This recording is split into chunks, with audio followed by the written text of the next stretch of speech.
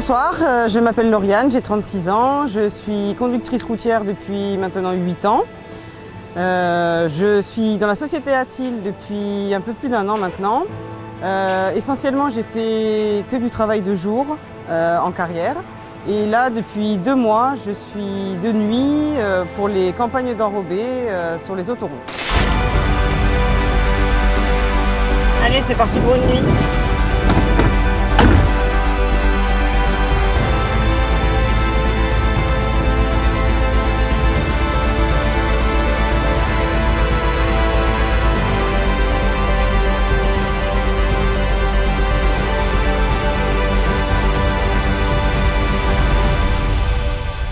J'ai choisi ce métier par rapport à mon mari en fait, qui m'a fait découvrir ce que c'était que d'être chauffeur routier. Et du coup, ça m'a donné envie de passer mes permis, etc. pour pouvoir justement être autonome, faire mon boulot et être seul, sans contrainte. Toute autonomie, c'est vraiment ce qui me plaisait vraiment, quoi. Dans ce métier essentiellement composé d'hommes, je pensais que c'était difficile de pouvoir s'intégrer, mais en fait non. Parce que j'ai eu une expérience auparavant où lorsque j'étais enceinte, j'ai eu à ma grande surprise beaucoup de collègues qui venaient me donner des coups de main, etc.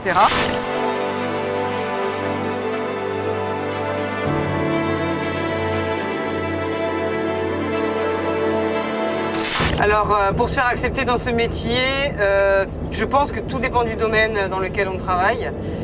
Mais moi, en tant que femme, que ce soit dans le domaine de l'alimentaire, comme je faisais avant, ou dans le domaine du TP, comme maintenant, j'ai pas eu de problème pour m'intégrer.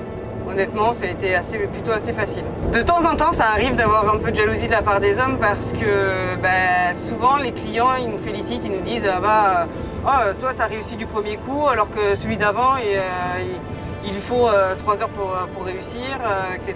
Donc, des fois, oui, parce qu'on est souvent complimenté par les clients.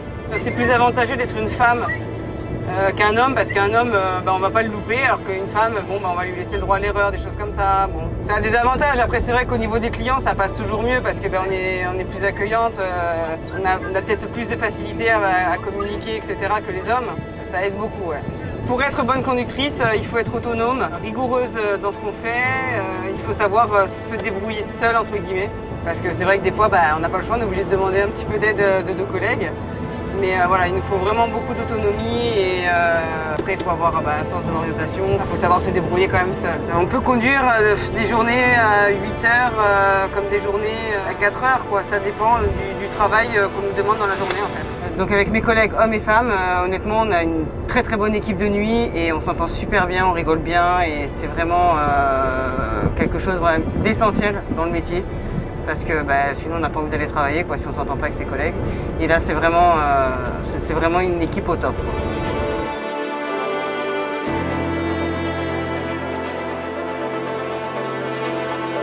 Pour moi la nuit n'est pas encore finie, je pars charger mon 2e tour et je vous dis à plus.